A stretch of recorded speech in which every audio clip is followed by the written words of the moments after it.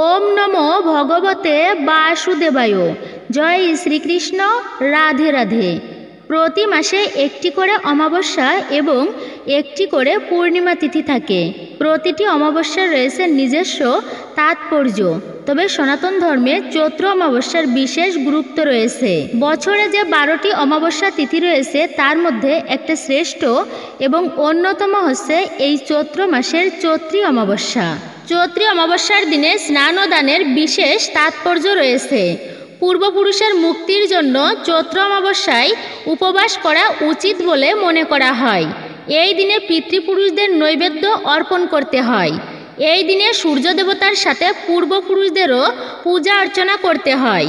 এতে পূর্বপুরুষেরা সন্তুষ্ট হন এবং বংশধরদের আশীর্বাদ প্রদান করে। এই বিশেষ দিনে পবিত্র নদীতে স্নান ও দান করা হয় পিতৃদোষ থেকে মুক্তি পেতে। অভাবীদের দান করতে হয়। এই দিনে পিতৃতর্পণ ও পিণ্ডদান ইত্যাদিতে পূর্বপুরুষরা অত্যন্তই প্রসন্ন হন, আর তারা প্রসন্ন হলে বংশধরদের বিশেষ আশীর্বাদ প্রদান করে। এই চৈত্র মাসের অমাবস্যার দিনে সূর্যগ্রহণ ঘটবে। বাংলা ক্যালেন্ডার অনুযায়ী বছরের শেষ সূর্যগ্রহণ হচ্ছে এটি এবং শেষ অমাবস্যা, এবং আসছে কিছুদিন পরেই বাংলা নববর্ষ। তাই অমাবস্যা এবং সূর্যগ্রহণ এই দুই মিলেই এই দিনে এক যোগ তৈরি করেছে। এর ফলে এই দিনে আমাদের একটুখানি ভুলেও আসছে নতুন বছরে চরম ভয়ঙ্কর দারিদ্রতা, দুঃখ, কষ্ট, এমনকি চরম আকারে দুর্ভাগ্য ডেকে আনতে পারে। মূলত কখন শুরু হচ্ছে এই অমাবস্যা তিথি এবং শেষ হবে, এরই পাশাপাশি সূর্যগ্রহণ কখন শুরু হবে এবং সমাপ্ত হবে কখন, এই দিনে কেউ বাড়ি থেকে ভুলেও দেবেন না কোন জিনিসগুলো, এই দিনে ভুলেও খাবেন না এই 3টি খাবার। এই দিনে কি কি কাজ আপনার জন্য অত্যন্তই শুভ আর কি কি কাজ ভুলেও আপনারা করবেন না এই অমাবস্যা তিথি এবং সূর্যগ্রহণে, এবং এমন ভুল আছে যা আপনারা ভুলেও করবেন না। বাড়িতে কি এই দিনে আপনারা পূজা অর্চনা করতে পারবেন? তুলসী পত্র কি এই দিনে চয়ন করা যাবে?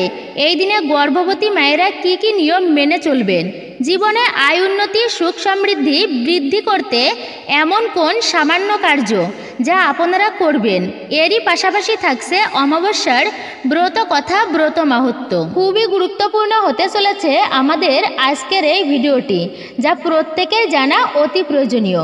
ভিডিওটি শুরু থেকে শেষ অবধি অবশ্যই মনোযোগের সহিত আপনারা দেখবেন। নমস্কার, আমি দীপা। দেশ ও দেশের বাইরে থেকে যে সকল দর্শকেরা এই মুহূর্তে ভিডিওটি অন করেছেন তাদের প্রত্যেককে সুস্বাগত জানাই রায়কিশোরী দীপা অর্থাৎ সনাতন ধর্মীয় তথ্যমূলক চ্যানেলে। আমি সর্বদা চেষ্টা করি সনাতন ধর্মের এরকমই সকল গুরুত্বপূর্ণ বিষয়গুলি আপনাদের সামনে উপস্থাপন করতে, শেয়ার করতে। আসুন কিছুক্ষণ সময় প্রত্যেকে ধৈর্য ধরে আজকের এই গুরুত্বপূর্ণ বিষয়গুলি আপনারা জেনে নিন। যদি ভালো লেগে থাকে অবশ্যই একটি লাইক করবেন। কমেন্টে ভক্তি, ভালোবাসা ও শ্রদ্ধার সহিত জয় শ্রীকৃষ্ণের জয়, হর হর মহাদেব, জয় মা কালী অথবা আপনার ইষ্ট দেবতার নামটি একটি বারের জন্য হলেও লিখে জানাবার জন্য অনুরোধ রইল। চ্যানেলে নতুন হলে অবশ্যই চ্যানেলটি সাবস্ক্রাইব করবেন। পাশে থাকার নোটিফিকেশন বেল বাটনটি অল করে দিবেন। আশা করছি আপনি উপকৃত এবং সমৃদ্ধ হবেন। আসুন আমরা প্রথমেই জেনে নিই এই 2025-এ চৈত্রী অমাবস্যা তিথি কতক্ষণ থাকবে। মূলত এই অমাবস্যা তিথি থাকবে হচ্ছে 2 দিন। অমাবস্যা তিথি শুরু হচ্ছে 28শে মার্চ শুক্রবার দিন রাত 7টা 1 মিনিট থেকে। চৈত্রী অমাবস্যা তিথি সমাপ্ত হবে 29শে মার্চ শনিবার দিন বিকাল 4টা 51 মিনিট পর্যন্ত থাকবে এই অমাবস্যা তিথি। উদয়া তিথি অনুসারে আপনাদেরকে এই অমাবস্যা পালন করতে হবে 29শে মার্চ শনিবার দিন। আপনারা চেষ্টা করবেন এই দিনটি পালন করার। 29শে মার্চ শনিবার দিন অবশ্যই মনে রাখবেন এই চৈত্রী অমাবস্যা। অবশ্যই আপনারা ভিডিওটি দেখতে থাকুন, এরপর আপনারা জানতে পারবেন এই অমাবস্যার দিনেই পড়েছে সূর্যগ্রহণ। এমন কোন কার্যগুলো আছে যা এই অমাবস্যা চলাকালীন রাতে এবং দিনে ভুলেও করবেন না। গরুর পুরাণ অনুসারে এই দিনে কিছু কাজ আমাদেরকে একেবারেই করতে নেই। অনেক মানুষ আছেন তারা এই সমস্ত ভুল কাজগুলো করে থাকেন, এতে জীবনে সংসারে চরম অমঙ্গল নেমে আসে। নাম্বার 1, সন্ধ্যাবেলার পর কখনোই বাড়িতে ঝাড়ু দেবেন না। এতে মা লক্ষ্মী অত্যন্তই রাগান্বিত হন তাদের প্রতি এবং তিনি সেই গৃহ ত্যাগ করেন। তাই আপনাদের গৃহে যদি ঝাড়ু দেওয়ার একান্তই প্রয়োজন পড়ে তাহলে সমস্ত কাজ অবশ্যই আপনারা দিনের বেলাতেই করে নেবেন। সন্ধ্যাবেলা বা সন্ধ্যার পর রাতে কখনোই বাড়িতে ঝাড়ু দিতে নেই, অবশ্যই আপনারা এটি করবেন না। বাস্তুশাস্ত্র মতে এটা হচ্ছে অশুভ, অত্যন্তই খারাপ দিক বলে মনে করা হয়। নাম্বার 2, সন্ধ্যাবেলাতে কখনোই আপনারা ঘুমাতে যাবেন না বা শোবেন না। কেউ যদি অসুস্থ হন বা গর্ভবতী হন তাহলে সেক্ষেত্রে ভিন্ন বিষয়, কোনো অসুবিধা নেই। কিন্তু যদি আপনি সুস্থ থাকেন তাহলে কখনোই এই সময়ে মানে সন্ধ্যাবেলায় শোবেন না বা নিদ্রা যাবেন না। শাস্ত্রমতে এই সমস্ত শুভ দিনে সন্ধ্যাবেলায় ঘুমানো বা সন্ধ্যাতে শুয়ে থাকা এটা অত্যন্তই অশুভ এবং খারাপ একটি অভ্যাস। এই কাজটি করার ফলে মানুষের ভাগ্য একেবারেই বন্ধ বা ঘুমিয়ে যায়, যার ফলে আপনাদের উপর সদা সর্বদাই অশুভ শক্তির প্রভাব বৃদ্ধি পাবে। ঠিক তেমনি চারিদিক থেকে চরম ভয়ঙ্কর দারিদ্রতার মধ্য দিয়ে আপনাদেরকে যেতে হবে, দারিদ্রতায় জড়িয়ে পড়বেন যা কখনো ভাবতেও পারছেন না। নাম্বার 3, এই অমাবস্যার রাতে এমন কোনো স্থানে যাবেন না, বিশেষ করে সন্ধ্যাবেলাতে, রাতের বেলাতে। এই সমস্ত দিনে যেখানে যেখানে বেশ কয়েকটি রাস্তার মিলন, এমনও হতে পারে সেই রাস্তা হচ্ছে 3 রাস্তার মোড়, 4 রাস্তার মোড়, যাই হোক এই যে বিভিন্ন ধরনের 3টি 4টি রাস্তার যে মিলন স্থল, সেই রকম স্থানে কিন্তু আপনারা এই সময়ে কখনোই যাবেন না। বিশেষ করে বলছি এই অমাবস্যার সময়ে তো যাবেনই না, কেননা শাস্ত্রমতে এই সমস্ত রাস্তার যে মিলন মোড় সেখানে অশুভ শক্তি বিরাজ করে। তাই ভুলেও এই সমস্ত রাস্তার মোড়, সেই মোড়গুলোতে আপনারা এই অমাবস্যার দিনে যাবেন না। তবে যদি একান্তই সেখানে যাবার প্রয়োজন পড়ে তাহলে এই সমস্ত রাস্তার মিলন স্থলে একদমই দাঁড়াবেন না আপনারা। আপনাদের যাওয়ার প্রয়োজন থাকলে তৎক্ষণাৎ এমন রাস্তার মোড় থেকে অন্য রাস্তায় চলে যাবেন। রাস্তার সংযোগ স্থল মানে মোড়ে কখনোই দাঁড়ানোর চেষ্টা করবেন না। নাম্বার 5, বিশেষ করে সন্ধ্যার পর থেকে আপনারা কখনোই কোনো শ্মশান বা কবরস্থান কিংবা আবর্জনার নোংরা অপরিষ্কার অপরিচ্ছন্ন স্থানে বা জায়গায় অথবা নির্জন কোনো ফাঁকা জায়গায় কখনোই একা একা যাবেন না, কারণ এই সমস্ত জায়গায় এই সময়ে যাওয়া শাস্ত্রমতে অত্যন্তই খারাপ বলে বিবেচিত। কারণ এই চৈত্রী অমাবস্যা তিথি চলাকালীন আপনারা যদি এই সমস্ত জায়গায় যান তাহলে আপনার উপরে অত্যন্তই নেগেটিভ শক্তির একটা খারাপ প্রভাব বিস্তার করবে, যার ফলে আপনারা নিতান্তই রোগ ব্যাধিতে ভুগতে পারেন কিংবা চারিদিক থেকে বিভিন্ন সমস্যায় জড়িয়ে পড়তে পারেন। এই সমস্ত স্থানে তাই একা একা যাবেন না অমাবস্যা চলাকালীন। নাম্বার 6, আমরা সাধারণত কালী পূজা, দেবী শক্তির আরাধনা করি, অর্থাৎ দেবী শক্তি বা দেবী মায়ের আরাধনা করে থাকি এই সময়ে। যে কারণে এই সময়ে বিশেষ করে এই দিনে কখনো কোনো পরিস্থিতিতে কোনো মহিলাকে আঘাত দিয়ে, মনে ব্যথা দিয়ে কোনো কথা আপনারা বলবেন না, অপমান করবেন না। কোনো নারীর চোখের জল যাতে না পড়ে সেই দিকটা একটুকু খেয়াল রাখবেন। আর যদি আপনি এর বিপরীত মানে এই সমস্ত কিছু না করেন তাহলে আপনি সুনিশ্চিতভাবে জেনে রাখুন আপনার গৃহে মা লক্ষ্মী কখনোই অবস্থান করবেন না। সদা সর্বদাই দুর্ভাগ্য দারিদ্রতা আপনার গৃহে বিরাজ করবে। তাই অবশ্যই চেষ্টা করবেন এই সব দিনে কখনো নিজের গৃহে বা কোনো পরিবারে প্রতিবেশীদের সাথে ঝগড়া বিবাদ কলহ এই ধরনের কর্মকাণ্ড ভুলেও আপনারা কখনোই করবেন না। এবং বিশেষ করে বাড়ির মহিলারা যারা রয়েছেন তাদেরকে কখনোই আপনারা অপমান করতে যাবেন না। নাম্বার 7, এই বিষয়টি আমি অবগত করছি বাড়ির মা বোন ও দিদিদের উদ্দেশ্যে। আর তা হলো বাড়িতে যারা মায়েরা, বোনেরা বা দিদিরা রয়েছেন তারা ঘুমাতে যাবার আগে ভুল করেও কিন্তু খোলা চুলে ঘুমাতে যাবেন না। চুল খোলা রেখে ঘুমালে বাড়িতে অত্যন্তই অমঙ্গল হতে পারে। বিশেষ করে নিজের এবং পরিবারে যদি কখনো বাচ্চা সন্তান থেকে থাকে তারও অমঙ্গল হতে পারে। তাই এই কাজটি কখনোই ভুল করেও আপনারা করতে যাবেন না।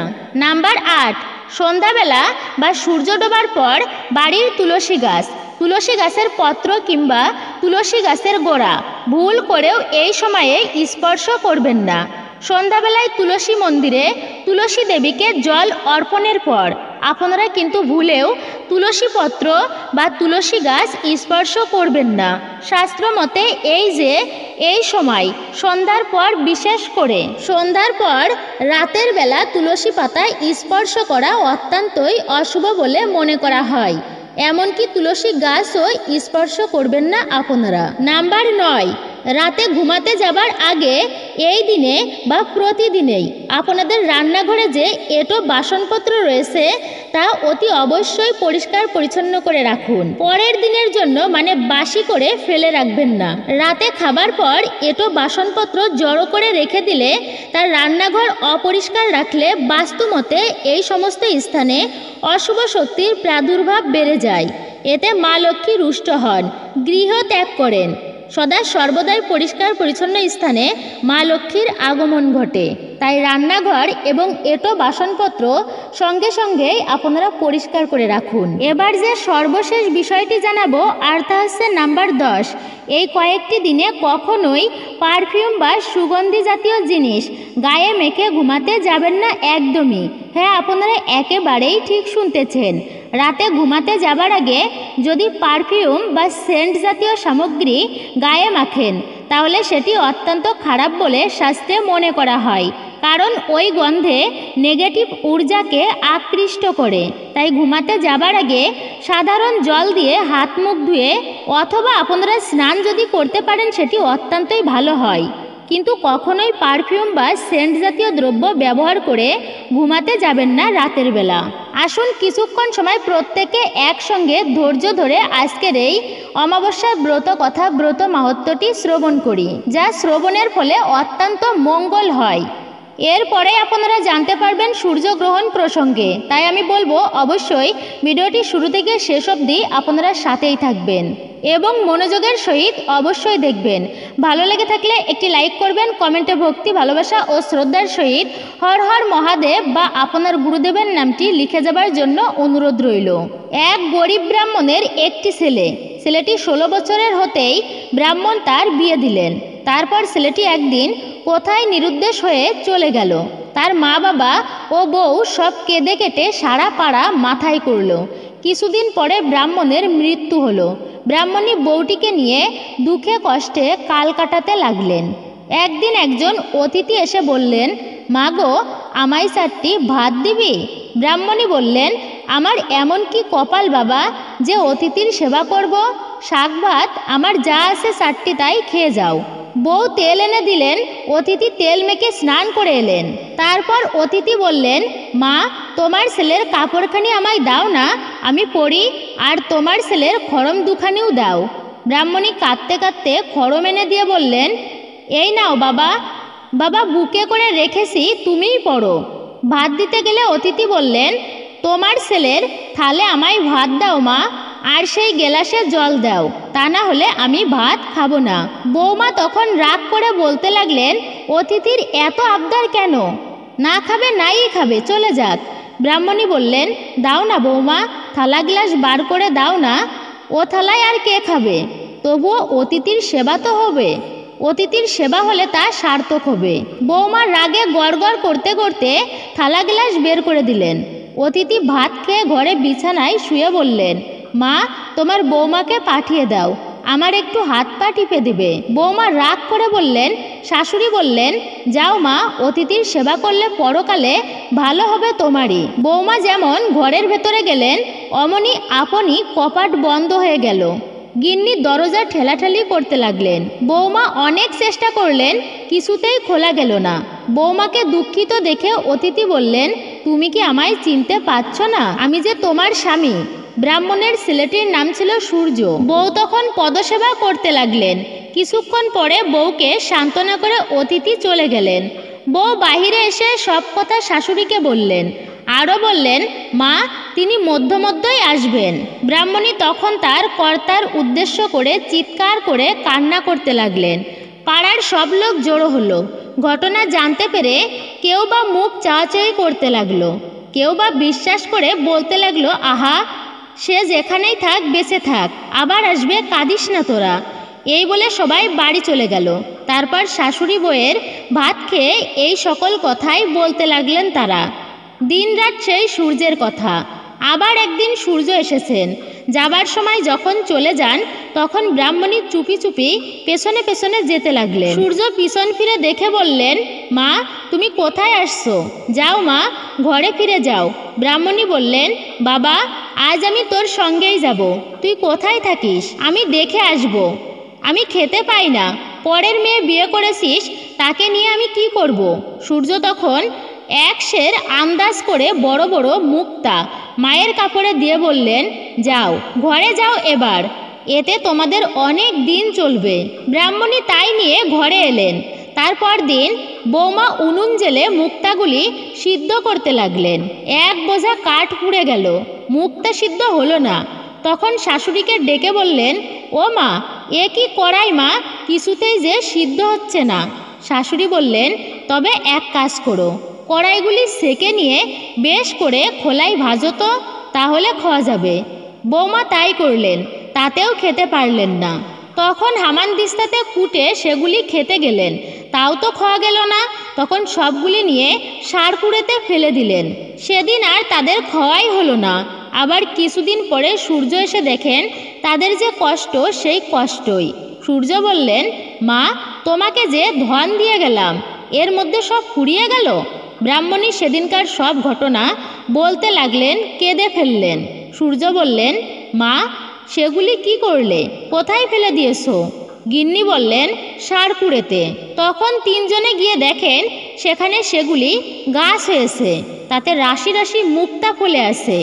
সেই সমস্তগুলি তুলে এনে মাকে বললেন, দেখো এর এক একটি বাজারে বেচলে তোমাদের 6 মাসের খোরাক হবে। এ জিনিস সিদ্ধ করেও খাবার নয়, কুটে ছাতু করেও খাবার নয়। এই বলে সূর্য চলে গেলেন। তারপর ব্রাহ্মণী মুক্তা বেছে বেছে বাড়ি করলেন, মন্দির প্রতিষ্ঠা করলেন, পুকুর প্রতিষ্ঠা করলেন। বাগান, বাড়ি, পুকুর যা কিছু সব সূর্যকুমারের নামেই হলো। বললেন, আমার সূর্যকুমার যদি কখনো ঘরবাসী হয় তো এ সকল ভোগ করবে। একদিন সূর্য এসে যেমন ঘরের ভিতর প্রবেশ করেছেন, অমনি ব্রাহ্মণী এসে একেবারেই চাবি বন্ধ করে দিলেন। সূর্য কত মিনতি করে বললেন, তবুও দরজা খুলে দিলেন না। 3-4 দিন বন্ধ করে রাখলেন। এদিকে পৃথিবী শুদ্ধ হাহাকার পড়ে গেল। আকাশে সূর্য আর উদয় হয় না, পৃথিবী অন্ধকার। ব্রাহ্মণী বললেন, আকাশে মেঘ নাই, রোদও নাই, এর কি হলো? সূর্য বললেন, মা আমাকে ছেড়ে দাও, এখনই রোদ হবে। ব্রাহ্মণী বললেন, না বাবা, আমার রোদ্রে কাজ নেই, তুমি আমার ঘরেই থাকো। চিরটা কাল কি অমনি করে বেড়াবে? আমার এসব কে ভোগ করবে? তোমায় আর কোথাও যেতে দেব না।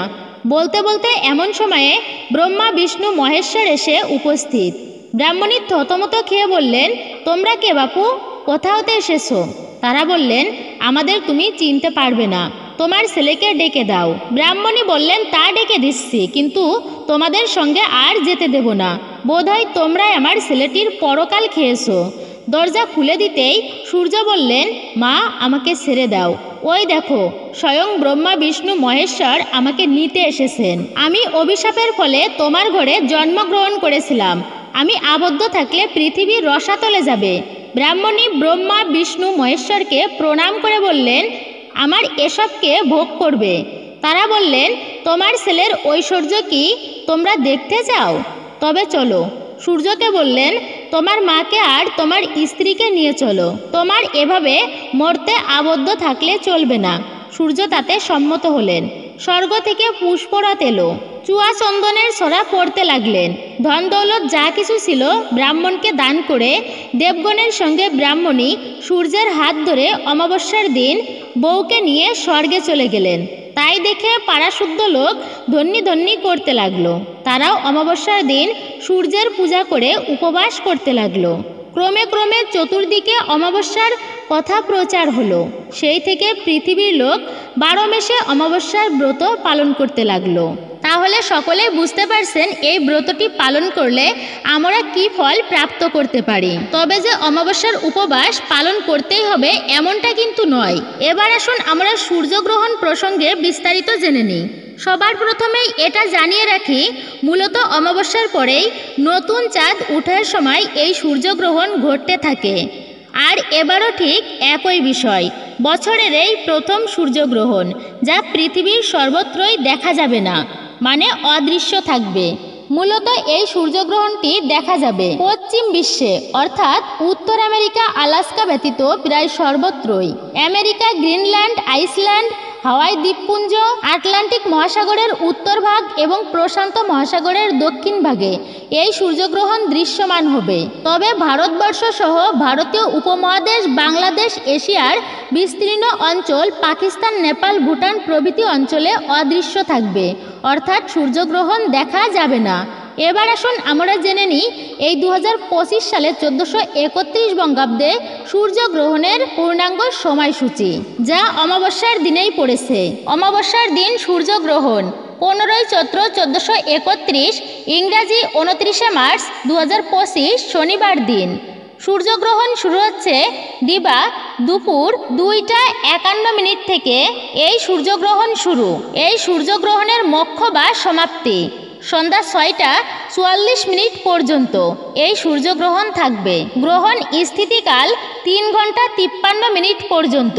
গ্রহণের মধ্যকাল অপরাহ্ন 4টা 47। সূর্যগ্রহণের গ্রাসমান 0.937। অদৃশ্য গ্রহণে পাকপাত্র পরিত্যাগের বিধিনিষেধ নাই। এই সূর্যগ্রহণ ভারত এবং বাংলাদেশ অদৃশ্য হবার কারণে অদৃশ্য বিধিনিষেধ নেই, অর্থাৎ রান্না করা খাবার কখনোই আপনারা ফেলে দেবেন না।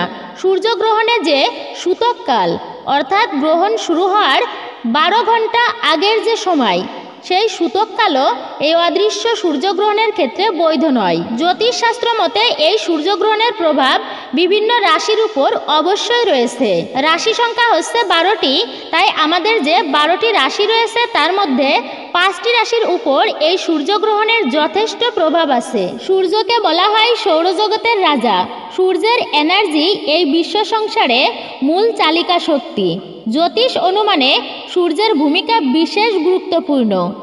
একটি রাশিতে সূর্য মোটামুটি 1 মাস অবস্থান করে। সেই হিসাবে রাশিচক্রের 12টি রাশি একবার প্রদক্ষিণ করে আসতে সূর্যের পুরো 1 বছর সময় লাগে। তাই এই 5টি রাশির জাতক জাতিকাদের এই সূর্যগ্রহণের সময় অবশ্যই সতর্ক থাকা প্রয়োজনীয়। নাম্বার 1, প্রথমে যে রাশিটির কথা আমি জানাতে চলেছি আর সেটি হচ্ছে মেষ রাশি। জ্যোতিষশাস্ত্র অনুসারে বছরের প্রথম সূর্যগ্রহণ, আর বাংলা বছর ধরলে এটি হচ্ছে শেষ সূর্যগ্রহণ। মেষ রাশির ব্যক্তিদের জীবনে উত্থান পতন আনতে চলেছে। এই সময়ে এই রাশির ব্যক্তিদের ক্যারিয়ার সংক্রান্ত সমস্যার সম্মুখীন হতে হয়। একই সময়ে ব্যবসায় মন্দা দেখা দিতে পারে, আর এর প্রভাব সরাসরি আর্থিক অবস্থার উপরে পড়বে। মেষ রাশিকে সংঘর্ষের সামনে পড়তে হবে। ক্যারিয়ারেও ঝামেলা, অশান্তি, সমস্যা হতে পারে। স্বাস্থ্যের দিকে মনোযোগ দিন, অতিরিক্ত খরচ বাড়তে পারে। নাম্বার 2, দ্বিতীয়ত যে রাশিটির কথা বলবো আর তা হচ্ছে বৃশ্চিক রাশি। এই রাশির ব্যক্তিদের প্রেম জীবনে ও পারিবারিক জীবনে এই সূর্যগ্রহণের নেতিবাচক প্রভাব দৃশ্যমান হবে। এই সময় আটকে থাকা টাকা ফেরত আসতে দেরি হবে। একই সঙ্গে ব্যক্তিদের বিবাহিত জীবনে অনেক ধরনের সমস্যার সম্মুখীন হতে হবে। সঙ্গীদের সঙ্গে তর্ক বিতর্ক হতে পারে। বিভিন্ন প্রকার ঝামেলায় আপনারা জড়িয়ে যেতে পারেন, তাই অবশ্যই সতর্ক থাকবেন। নাম্বার 3, কন্যা রাশি। এই সূর্যগ্রহণের যে প্রভাব তাই স্পষ্টভাবে দেখা যাবে কন্যা রাশির ব্যক্তিদের উপর। কন্যা রাশির ব্যক্তিদের আর্থিক অবস্থা খারাপ হতে পারে। ব্যবসায় বড় ধরনের ক্ষতি হওয়ার আশঙ্কা রয়েছে। সেই সঙ্গে ছোট কোনো বিষয়ে কোনো বড় ধরনের সমস্যা বা ঝামেলা হতে পারে। স্বাস্থ্য সংক্রান্ত সমস্যা থাকবে। শরীরের অবনতি হতে পারে এই রাশির ব্যক্তিদের সূর্যগ্রহণের প্রভাবে। নাম্বার 4, কুম্ভ রাশি। কুম্ভ রাশির ক্ষেত্রেও এই গ্রহণের নেতিবাচক প্রভাব দেখা যাবে। অশুভ প্রভাবের কারণে কর্মজীবনে অনেক সমস্যার সম্মুখীন হতে হবে। অফিসে সহকর্মীদের সাথে ঝামেলা হতে পারে। পরিবারের মতভেদ হতে পারে। নাম্বার 5, সর্বশেষ যে রাশিটির কথা আমি বলতে চলেছি আর তা হচ্ছে ধনু রাশি। এই ধনুরাশির ক্ষেত্রেও এই সূর্যগ্রহণের নেতিবাচক প্রভাবের কারণে অশান্তি ঘটতে চলেছে চরম পর্যায়ে। আপনাদের বিনিয়োগকৃত অর্থ নষ্ট হতে পারে। এই সময় ব্যবসায় ক্ষতি হতে পারে। পরিবার ও আত্মীয়দের মধ্যে বিবাদ সৃষ্টি হতে পারে। তাই বলছি, এই কয়েকটি রাশির জাতক জাতিকারা এই সূর্যগ্রহণের সময় অবশ্যই সাবধানতা অবলম্বন করা প্রয়োজন। আমরা প্রত্যেকেই জানি, যে বাড়িতে অসুবিধা থাকে বা বাস্তু সংক্রান্ত সমস্যা থাকলে সেই বাড়িতে অর্থের আগমন যথাযথভাবে আসে না। অনেক সময় আপনি কঠোর পরিশ্রম করছেন, কিন্তু আপনি কাঙ্ক্ষিত অর্থ পাচ্ছেন না। আপনার সমস্ত কাজে কোনো না কোনো বাধা আসছে, কোথাও টাকা পয়সা আটকে আছে, আবার কোথাও হওয়া কাজ আটকে আছে। কোনো সামান্য কারণে হাত থেকে কন্ট্রাক্ট বা কাজ বেরিয়ে যাচ্ছে। এরকমটা তখনই হয় যখনই আপনার কোনো কিছুতে বাধা থাকে।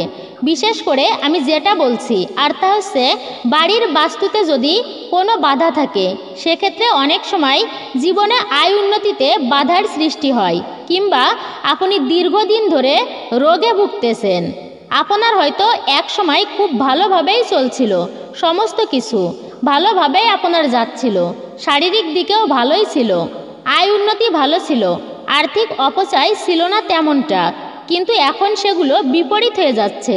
জীবনে এত চেষ্টার পরেও ভালো কিছু হচ্ছে না, তাহলে আপনি বুঝবেন যে আপনার পরিচিত হয়তো কেউ আপনার উপরে নজর লাগিয়েছে এবং তার ফলে আপনার জীবনে আয় উন্নতিতে বাধা এসে গেছে। এই যুগে অনেকেই হয়তো এইসব কুসংস্কার বলে উড়িয়ে দেবেন, কিন্তু না, সব কিছুই কিন্তু কুসংস্কার নয়। অবশ্যই মনে রাখবেন, নজর দোষ, বাস্তু দোষ, এই দুইটিই আপনারা আটকাতে পারেন অমাবস্যার দিন রাত্রিবেলাতে। এই দিনে দেবী মাতৃকা শক্তি মহাকালী জাগ্রত হন এবং অশুভ শক্তির বিনাশ ঘটান। তাই যে কোনো ক্রিয়া বা উপায় টোটকা করার জন্য এই অমাবস্যা অত্যন্তই শুভ এবং ফলপ্রদায়ী। তাই এই দিনেই আপনারা অবশ্যই এই উপায় বা ক্রিয়াটি বা টোটকা করতে পারেন। আর এই টোটকা করার জন্য আপনাদেরকে বাড়ির বাহিরে কোথাও যেতে হবে না। আপনারা ঘরে বসেই আপনাদের ঘরের বাস্তু দোষ এবং কারোর উপরে যদি নজর দোষ লেগে থাকে, তাহলে সেই নজর দোষও আপনারা কাটাতে পারবেন। তার জন্য আপনাদের লাগবে কিছু উপকরণ, যেগুলো খুব সহজেই আপনাদের বাড়ির রান্নাঘরেই রয়েছে। এই ক্রিয়া বা উপায়টি করার জন্য প্রথমে যে উপকরণটি লাগবে, আর সেটি হচ্ছে তেজপাতা। রান্নাঘর থেকে বা কিনে এনে 7টি নিখুঁত তেজপাতা নিয়ে নেবেন। তবে রান্নাঘর থেকে নেওয়ার সময় কিন্তু খেয়াল রাখবেন, কোনো উপায় বা টোটকা করার জন্য শুদ্ধ থাকা একান্তই কাম্য। রান্নাঘরে যদি আমিষ জাতীয় খাদ্য রান্না হয়ে থাকে, তাহলে এই তেজপাতা রান্নাঘর থেকে একদমই নেবেন না। সন্ধ্যাবেলায় বা বিকালে কিনে নিয়ে আসবেন। পরিষ্কার পরিচ্ছন্ন তেজপাতা নেবেন, কাটাছেঁড়া তেজপাতা নেবেন না।